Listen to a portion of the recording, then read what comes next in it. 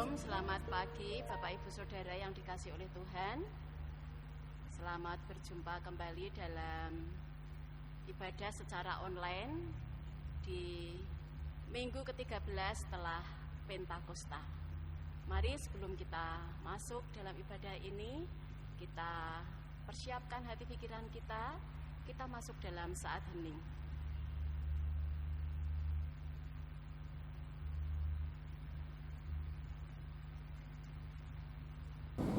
Ibadah minggu ke-13 setelah Pentakosta dengan tema Kuat di dalam Tuhan. Jemaat diundang untuk bangkit berdiri, mari kita menerima panggilan beribadah dengan menyanyikan pujian dari Kidung Jemaat 14 bait 1.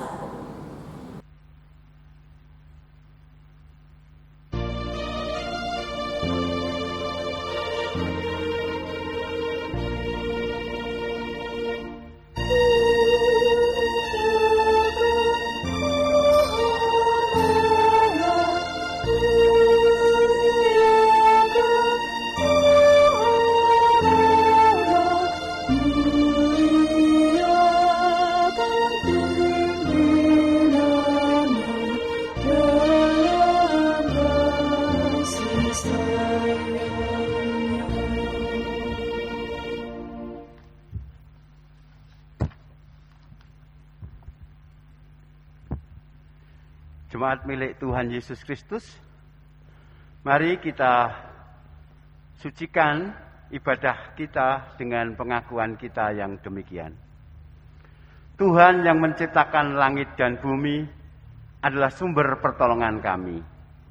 Kasih karunia dan damai sejahtera dari Allah Bapa kita dan Tuhan Yesus Kristus ada pada saudara sekalian. Amin.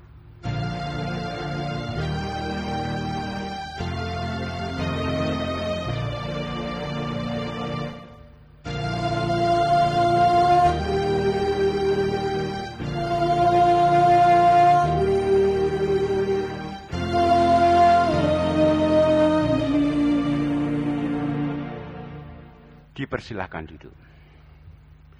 Kita ungkapkan rasa syukur kita dengan menggunakan bait yang kedua dan yang ketiga. Kami datang kepadamu, kami datang kepadamu.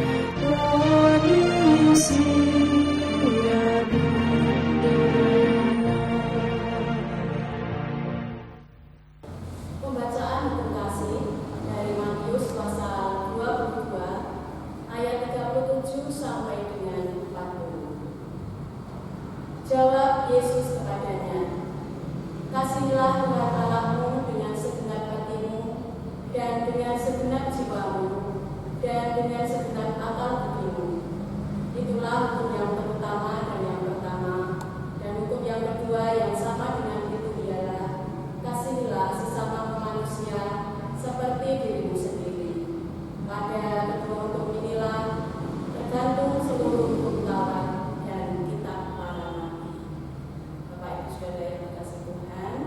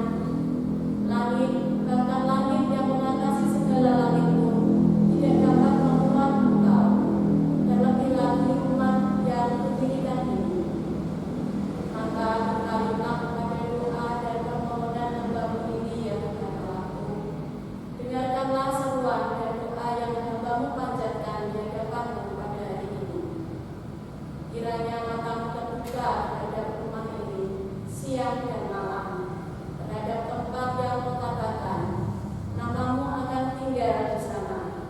Dengarkanlah doa yang hamba-Mu panjatkan di tempat ini, dan dengarkanlah permohonan hamba-Mu dan umat-Mu Israel yang mereka panjatkan di tempat ini, bahwa Engkau juga yang mendengarnya di tempat kediaman-Mu di surga. Dan apabila Engkau mendengarnya, maka Engkau akan mengampuni. Juga apabila seorang asing yang tidak termasuk umat Israel datang dari negeri jauh oleh karena namamu, sebab orang akan mendengar tentang namamu yang besar dan tentang tanganmu yang kuat dan lenganmu yang teracung, dan ia datang berdoa di rumahmu ini, maka Engkau mendengarkannya di surga, tempat kediaman-Mu yang tetap, dan Engkau kiranya bertindak sesuai dengan segala yang diserukan kepadamu oleh orang asing itu, supaya segala bangsa di bumi mengenal namamu, sehingga mereka takut akan Engkau, sama seperti umat-Mu Israel, dan sehingga mereka tahu bahwa namamu telah diserukan atas rumah yang telah kudirikan ini. Demikian Bapak Ibu dan saudara yang dikasihi Tuhan, Bapak Muda, dan kita bersama juga akan mendengarkan petunjuk hidup baru. Petunjuk hidup baru pada pagi hari ini diambilkan dari Efesus pasal 6, Efesus pasal 6 ayat 10 sampai dengan 20. Perlengkapan baru. Akhirnya, hendaklah kamu kuat di dalam Tuhan, di dalam kekuatan kuasa-Nya. Kenakanlah seluruh perlengkapan senjata Allah, supaya kamu dapat bertahan melawan tipu muslihat iblis. Karena perjuangan kita bukanlah melawan darah dan daging, tetapi melawan pemerintah-pemerintah, melawan penguasa-penguasa, melawan penghulu-penghulu dunia yang gelap ini, melawan roh-roh jahat di udara. Sebab itu, ambillah seluruh perlengkapan senjata Allah, supaya kamu dapat mengadakan perlawanan pada hari yang jahat itu, dan tetap berdiri sesudah kamu menyelesaikan segala sesuatu. Jadi, berdirilah tegak, berikat pinggangkan kebenaran, dan berbaju sirahkan keadilan. Kakimu berkasutkan kerelaan untuk memberitakan Injil damai sejahtera.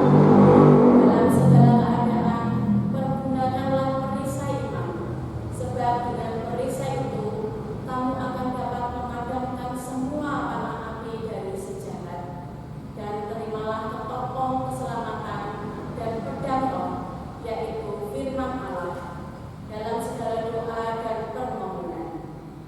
Berdoalah setiap waktu di dalam Roh, dan berjaga-jagalah di dalam doamu itu dengan permohonan yang tak putus-putusnya untuk segala orang kudus, juga untuk aku, supaya padaku, jika aku membuka mulutku, dikaruniakan perkataan yang benar, agar dengan keberanian aku memberitakan rahasia Injil, yang melayani sebagai utusan yang dipenjarakan.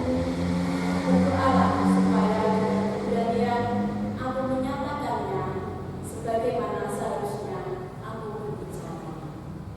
Mari Bapak Ibu Saudara yang dikasihi Tuhan, kita sanggupi berita anugerah dan petunjuk hidup baru bagi kita ini dengan menyanyikan nyanyian kesanggupan, Ya Yesus ku berjanji, bait 1 dan 2.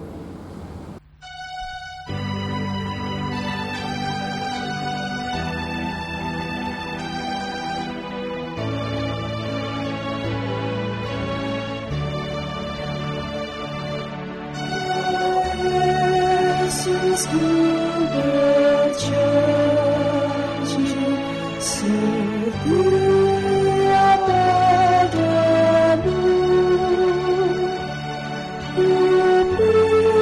membinakan selalu di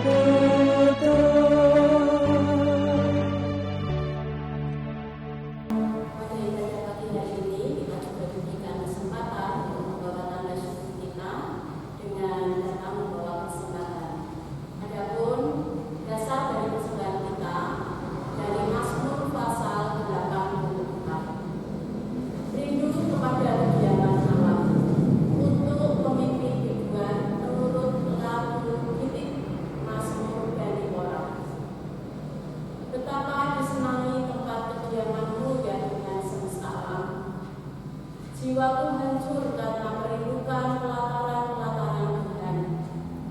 Hatiku dan dagingku bersorak-sorai kepada Allah yang hidup. Bahkan gunung Pipit telah mendapat sebuah rumah, dan gunung layang-layang sebuah sarang, tempat menaruh anak-anaknya. Pada mesbah-mesbahmu ya Tuhan semesta alam, ya Rajaku dan Allahku. Berbahagialah orang-orang yang diam di rumahmu, yang terus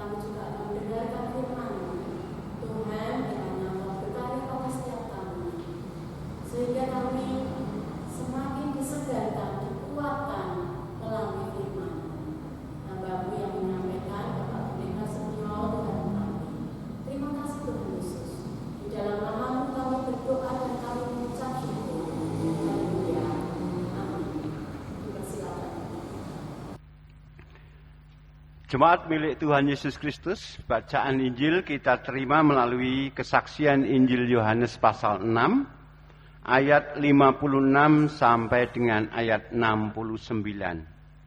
Injil Yohanes pasal 6, ayat 56 sampai dengan 69. Barang siapa makan dagingku dan minum darahku, ia tinggal di dalam aku, dan aku di dalam dia. Sama seperti Bapa yang hidup mengutus aku, dan aku hidup oleh Bapa, demikian juga barang siapa yang memakan aku, akan hidup oleh aku. Inilah roti yang telah turun dari surga, bukan roti seperti yang dimakan nenek moyangmu, dan mereka telah mati. Barang siapa makan roti ini, ia akan hidup selama-lamanya. Semuanya ini dikatakan Yesus di Kapernaum ketika ia mengajar di rumah ibadat. Sesudah mendengar semuanya itu, banyak dari murid-murid Yesus yang berkata, "Perkataan ini keras. Siapakah yang sanggup mendengarkannya?" Yesus yang di dalam hatinya tahu bahwa murid-muridnya bersungut-sungut tentang hal itu, berkata kepada mereka, "Adakah perkataan itu mengguncangkan imanmu? Dan bagaimanakah jikalau kamu melihat Anak Manusia naik ke tempat di mana ia sebelumnya berada? Rohlah yang memberi hidup. Daging sama sekali tidak berguna. Perkataan-perkataan yang kukatakan kepadamu adalah roh dan hidup. Tetapi di antaramu ada yang tidak percaya." Sebab Yesus tahu dari semula siapa yang tidak percaya dan siapa yang akan menyerahkan dia. Lalu ia berkata, "Sebab itu telah kukatakan kepadamu, tidak ada seorang pun dapat datang kepadaku kalau Bapa tidak mengaruniakannya kepadanya." Mulai dari waktu itu, banyak murid-muridnya yang mengundurkan diri dan tidak lagi mengikuti dia. Maka kata Yesus kepada ke-12 muridnya, "Apakah kamu tidak mau pergi juga?" Jawab Simon Petrus kepadanya, "Tuhan, kepada siapakah kami akan pergi? Perkataanmu adalah perkataan hidup yang kekal, dan kami telah percaya dan tahu bahwa Engkau adalah yang kudus dari Allah." Demikianlah firman Tuhan. Yang berbahagia ialah mereka yang mendengarkan firman Tuhan dan yang memelihara. Haleluya. Amin.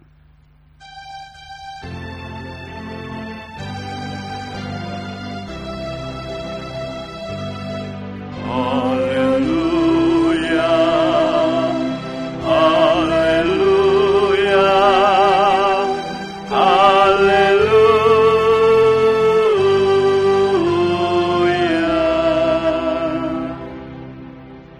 Kuat di dalam Tuhan, itu tema yang disodorkan kepada kita.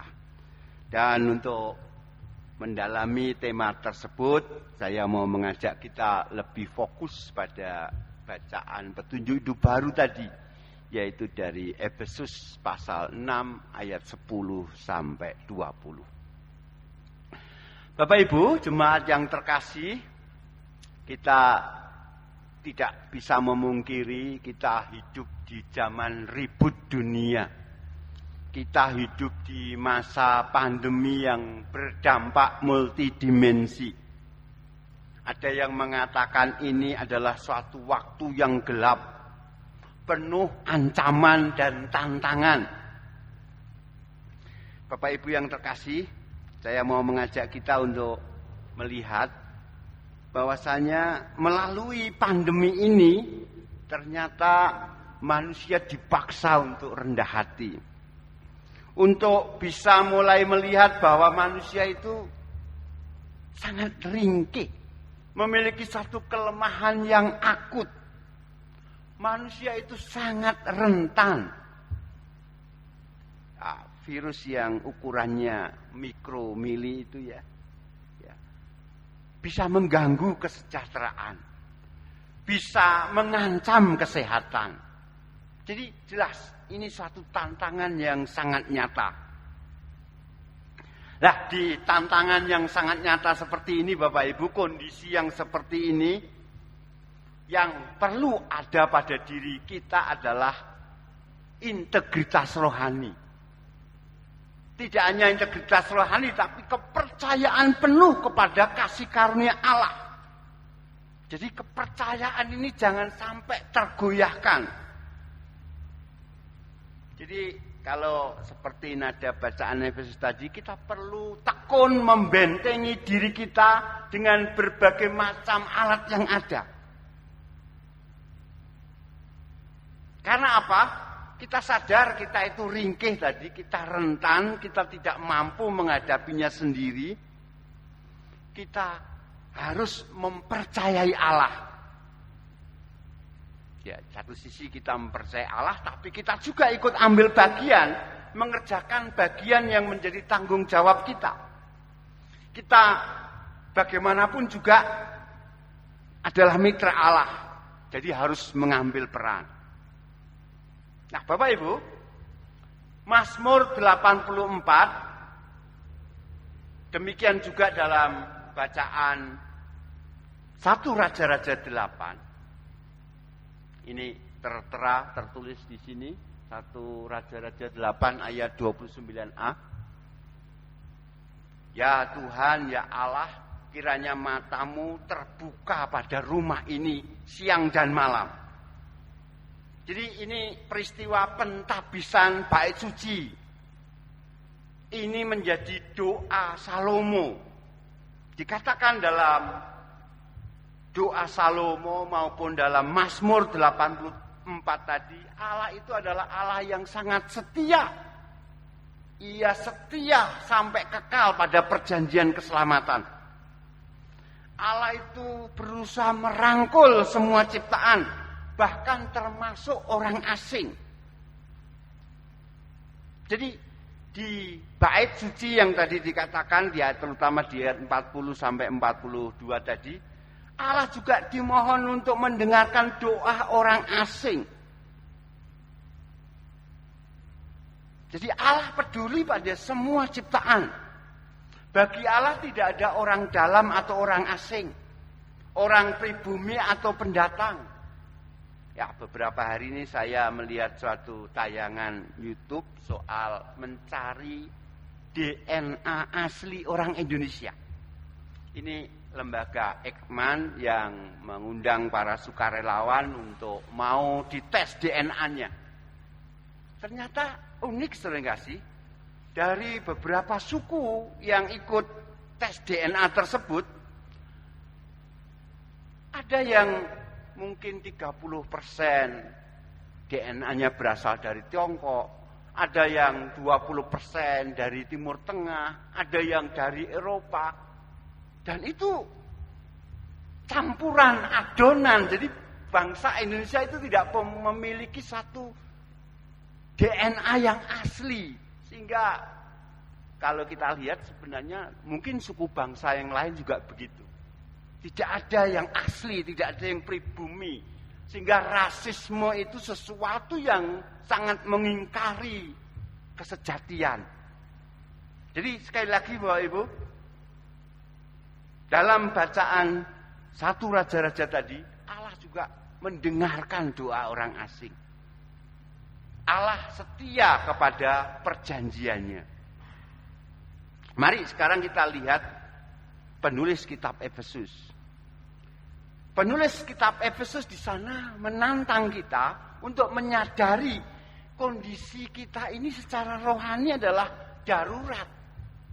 Jadi kondisi darurat secara rohani, perang rohani, integritas kita ditantang, kepercayaan kita kepada Allah ditantang. Oleh karena itu tadi penulis Efesus mengatakan layak kita mengenakan seluruh perlengkapan senjata Allah. Kenakanlah perlengkapan senjata Allah. Gambaran yang ada, yang ditampilkan adalah semua alat-alat militer bersifat militeristik, ketopong, baju zirah, pedang, dan lain sebagainya. Sekali lagi, ini menyadarkan bahwa kondisi yang kita hadapi, kita tidak sedang biasa-biasa saja. Kita tidak dalam kondisi baik-baik saja. Kondisi yang kita hadapi ini tidaklah sembarangan.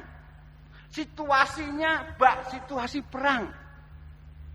Oleh karena itu kita harus memiliki moral perang. Apa maksudnya? Jangan sampai moral kita lemah. Jangan sampai kita kalah. Jangan sampai kita menyerah. Kita harus menang. Itu moral seorang militer. Jadi kita harus kuat dalam menghadapi berbagai macam godaan. Tadi dikatakan musuh kita itu baik yang di udara maupun yang di langit maupun yang di bumi. Godaan iblis itu licik. Nah, Bapak Ibu yang terkasih, terlepas dari kita belum pernah ketemu iblis atau bagaimana, tapi kita bisa mengidentifikasi. Tidak dapat kita sangkal sebenarnya yang sedang terjadi adalah perang, tanda petik. Kita sedang melihat kekuatan jahat sedang bekerja di medan perang. Indikatornya apa? Adanya ketidakadilan, adanya penindasan, adanya kesenjangan. Dan medan perang itu terjadi di mana-mana. Jadi kita perlu mengetahui apa sih yang menjadi tanda kehadiran kuasa si jahat.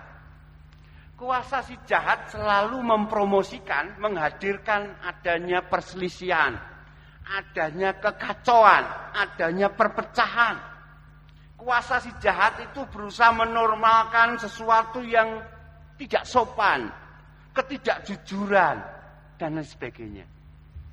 Jadi Bapak Ibu, dalam bacaan kita ini, iblis itu bisa di dalam dan di luar. Dan si iblis ini sangat licik. Dia mengenal musuh utamanya. Bahkan iblis ini mengenal musuhnya lebih baik dibanding anak-anak terang. Jadi si iblis ini, si kekuatan jahat ini berusaha menghancurkan musuhnya, yaitu jalan terang Kristus. Jalan penyembuhan, jalan rekonsiliasi, jalan keramah tamahan, jalan kepedulian, jalan damai sejahtera. Ini berusaha dihancurkan oleh kekuatan si jahat. Oleh karena itu, Bapak Ibu yang terkasih, kita perlu menyadari kebutuhan agar kita mampu melindungi diri kita dari kekuatan si iblis yang menyerang baik lewat internal maupun eksternal. Ya, secara internal kita bisa jadi diri kita karena berbagai macam problematika dan pandemi ini memenjara kita dalam kecemasan, memenjara kita dalam depresi, dalam trauma, dalam ketakutan, dan dampaknya luar biasa kalau kita terpenjara dalam moral force yang lemah. Jadi di era maraknya kekacauan, kecemasan, dan ketakutan yang merajalela ini, kita harus waspada. Sebab kekuatan yang mengancam kita itu seringkali lebih besar daripada yang mampu kita tanggung. Oleh karena itu, pelan namun pasti kekuatan tersebut bisa merusak. Jadi ini yang saya katakan, merusak integritas spiritual kita dan emosional kita. Jadi secara spiritual kita tidak lagi memiliki integritas, secara emosional kita tidak stabil. Dan tadi dalam bacaan-bacaan kita tadi ada harapan satu-satunya untuk menanggapi kekuatan si jahat tersebut, yaitu dalam mempercayai Allah. Hanya kekuatan Allah yang akan memampukan kita kuat, menopang kita. Bapak Ibu yang terkasih, untuk bisa bertahan, untuk bisa meraih kemenangan, supaya kuat. Tidak hanya percaya Allah, kita yakin gereja ini, gedung gereja ini didirikan, ditapiskan dengan 1 Raja-Raja 8 ayat 29a. Ya Allah, matamu selalu terbuka pada rumah ini siang malam. Apa maksudnya? Selain kita mempercayai pada Allah, kita juga membutuhkan komunitas. Komunitas yang bisa mendukung dan mensupport kita dalam doa dan kepedulian. Saya berbahagia melihat ada komunitas yang saling mendukung. Jadi dalam sejarah keselamatan, saudara kasih, tidak pernah Allah itu hanya menyelamatkan satu orang sendirian, tidak. Allah itu menyelamatkan selalu dalam komunitas. Jadi untuk bisa kuat, selain kita percaya penuh pada Allah, kita membutuhkan awan saksi. Kita membutuhkan komunitas cinta. Kita membutuhkan orang-orang yang menopang kita dalam menghadapi tantangan hidup. Dan ini sudah kita sadari dan kita rasakan. Seringkali di saat-saat kita kritis, di saat-saat kita krisis, tidak ada tempat lain untuk pergi selain kepada Allah dan ke komunitas, ke persekutuan kasih, gereja. Melalui doa-doa, melalui meditasi, melalui persekutuan, melalui sakramen kasih, dan sebagainya, kita bisa mendapatkan kekuatan. Dan itu semua mampu mendukung dan menopang kita, membimbing kita ketika kita ada di saat-saat pencobaan. Jadi sekali lagi, Bapak Ibu yang terkasih, penulis surat Efesus berfokus mengajak kita untuk memperhatikan moral spiritual kita. Itu perlindungan utama kita, perlindungan terbesar kita. Di masa-masa sulit ini, orang gampang tergoda, mudah terpancing, mudah membalas dendam, mudah mengedepankan kepentingan diri sendiri, mudah dikuasai ketakutan, dikuasai kebencian, dikuasai keserakahan. Orang merasa insecure, merasa tidak aman.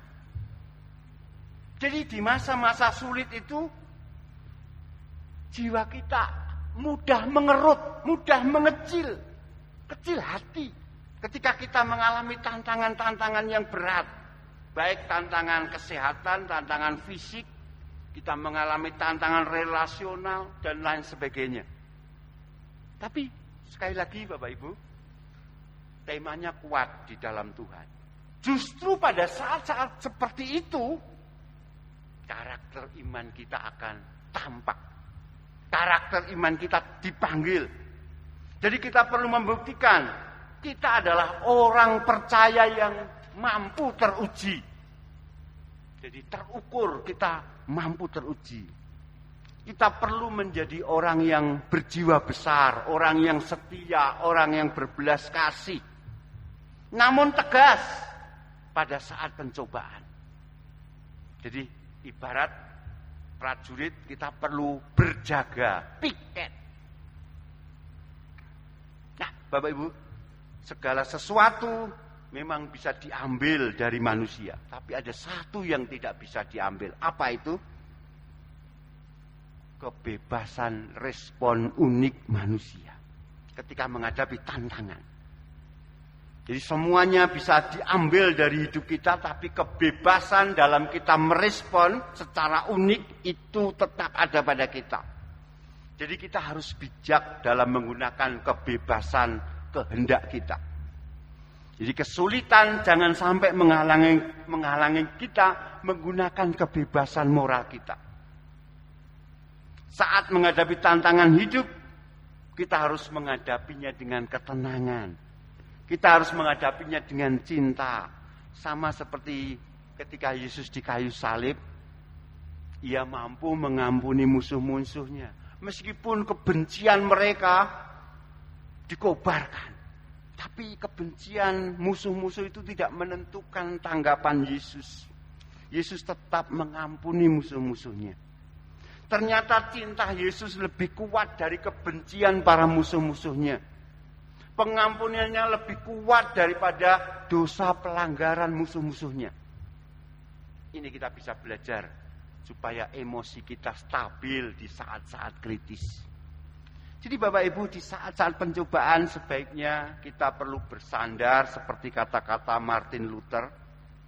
Benteng yang kuat adalah Tuhan Allah kita. Benteng yang tidak pernah gagal. Itu yang dikatakan oleh Martin Luther. Jadi dengan Yesus Kristus kita bisa mengalahkan si jahat. Kristus sudah memenangkan pertempuran di kayu salib. Ia juga pasti akan memenangkan pertempuran yang kita jalani. Karena kita mengajak Kristus. Ya.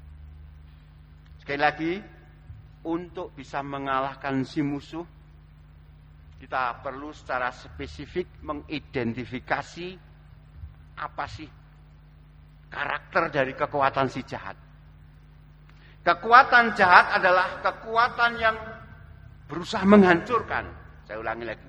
Berusaha memecah belah. Berusaha menciptakan kekacauan. Berusaha membuat kita lemah. Berusaha membuat kita tidak rasional. Berusaha membuat kita penuh dengki dan kebencian. Dan seringkali banyak yang tergoda. Banyak yang kalah dengan godaan si jahat itu. Kita membutuhkan kekuatan moral lebih daripada apa yang kita miliki. Jadi kita perlu percaya penuh pada Allah. Membuka diri pada anugerah, pada hikmat, pada kebijaksanaan, pada belas kasih Allah. Energi kasih Allah lah yang akan menjadi sumber perlindungan. Dalam semua rasa takut dan gemetar, dalam rasa panik dan trauma kita, ketika kita menghadapi kekuatan destruktif, percayalah, Yesus ada bersama kita. Yesus adalah pribadi dan sekaligus roh yang menjamin hidup dan kesejahteraan kita. Oleh karena itu kita pasti akan kuat di dalam Tuhan. Amin. Saat teduh untuk kita.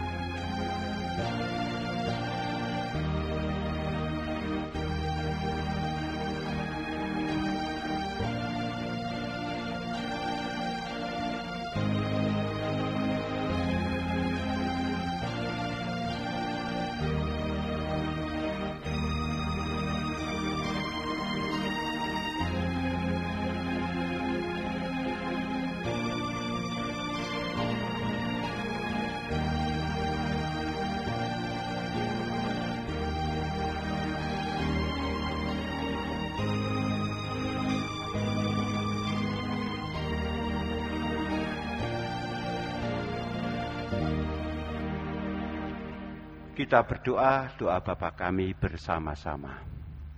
Bapa kami yang di surga, dikuduskanlah namamu, datanglah kerajaanmu, jadilah kehendak-mu di bumi seperti di surga. Berikanlah kami pada hari ini makanan kami yang secukupnya, dan ampunilah kami akan kesalahan kami, seperti kami juga mengampuni orang yang bersalah kepada kami. Dan janganlah membawa kami ke dalam pencobaan, tetapi lepaskanlah kami daripada yang jahat. Karena Engkaulah yang punya kerajaan, dan kuasa, dan kemuliaan, sampai selama-lamanya. Amin. Jemaat kami undang untuk bangkit berdiri, kita respon firman Tuhan tadi, dengan kidung jemaat 370. Ku mau berjalan dengan juru selamatku.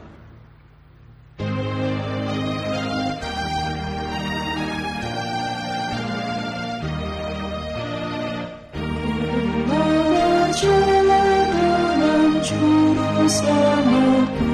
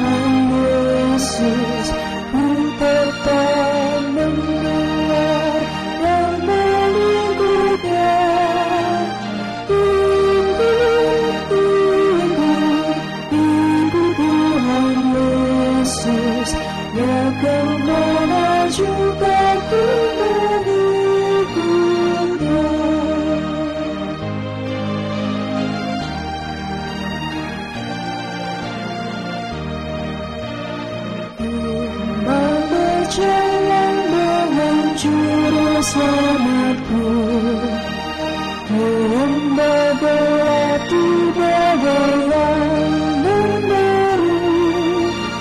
Aku takkan takut di bahaya apapun, bila aku dibimbing dengan Tuhanku.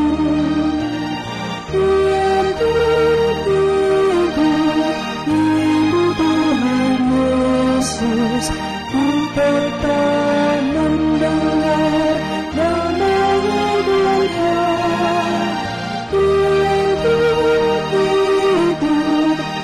Itu Tuhan Yesus yang kemana juga ku mengikutnya. Bapak Ibu, saudara yang terkasih di dalam Tuhan, marilah kita bersama-sama dengan saudara kita seiman untuk mengaku kepercayaan kita kepada Tuhan Yesus Kristus di dalam pengakuan iman rasmi. Aku percaya kepada Allah, Bapa yang Maha Kuasa, Khalik langit dan bumi, dan kepada Yesus Kristus, Anaknya yang tunggal Tuhan kita, yang dikandung daripada Roh Kudus, lahir dari anak darah Maria, yang menderita di bawah pemerintahan Pontius Pilatus, disalibkan, mati dan dikuburkan, turun ke dalam kerajaan maut. Pada hari yang ketiga, bangkit pula dari antara orang mati, naik ke surga, duduk di sebelah kanan Allah, Bapa yang Maha Kuasa, dan akan datang dari sana untuk menghakimi orang yang hidup dan mati. Aku percaya kepada Roh Kudus, gereja yang kudus dan am, persekutuan orang kudus, pengampunan dosa, kebangkitan daging, dan hidup yang kekal. Jemaat milik Tuhan Yesus Kristus, mari kita mempercayai Allah sungguh-sungguh, dan mari kita menjadi komunitas iman yang saling menguatkan. Dan terimalah berkat-Nya. Tuhan memberkati saudara dan melindungi saudara. Tuhan menyinari saudara dengan wajah-Nya dan memberi saudara kasih karunia. Tuhan menghadapkan wajah-Nya kepada saudara dan memberi saudara damai sejahtera. Amin.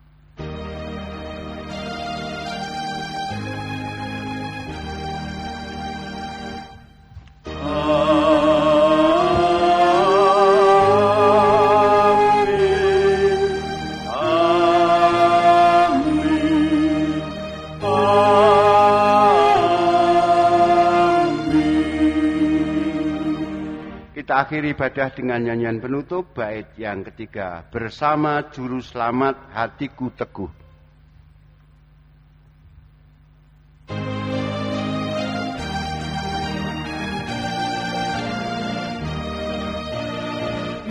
Bersama Juru Selamat hatiku teguh, lemah dan bukit yang perlu